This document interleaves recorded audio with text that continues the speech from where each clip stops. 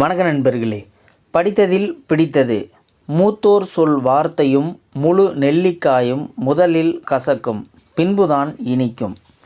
கழிவறையும் குளியலறையும் வீட்டிற்குள் வைக்காமல் கொல்லைப்புறத்தில் வைத்தார்கள் ஏன்? பெயர் வைக்காத கண்ணுக்கு தெரியாத கிருமிகள். சலூனுக்கும் சாவுக்கும் சென்று வந்தால் எதையும் தொடாமல் குளித்த பின் வீட்டிற்குள் வந்தார்கள் ஏன்? கிருமிகள். செருப்பை வீட்டின் வெளியே விட்டார்கள் ஏன்? கிருமிகள். பள்ளிக்கும் வெளியேயும் சென்று வந்தால் கை கால் கழுவி வீட்டிற்குள் வர சொன்னார்கள் ஏன்? கிருமிகள். பிறந்தாலோ இறந்தாலோ தீட்டு என்று 10-16 நாட்கள் தனிமைப்படுத்தினார் ஏன்? கிருமிகள். சாவு வீட்டில் சமைக்கக்கூடாது என்றார்கள் ஏன்? கிருமிகள்.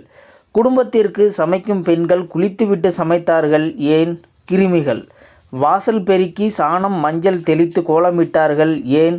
கிருமிகள். மண் செம்பு வெண்கல பாத்திரங்களை உபயோகித்தார்கள் ஏன்? கிருமிகள். வீட்டில் சமைத்த உணவையே பெரும்பாலும் உண்டார்கள் ஏன்? கிருமிகள்.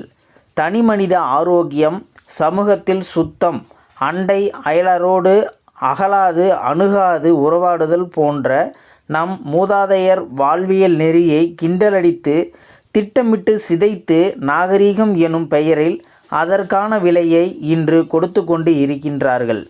இனியாவது இத்தலைமுறையினர் மூத்தோர் சொல் வார்த்தையும் முழு நெல்லிக்காயும் முதலில் கசக்கும், பின்புதான் இனிக்கும்.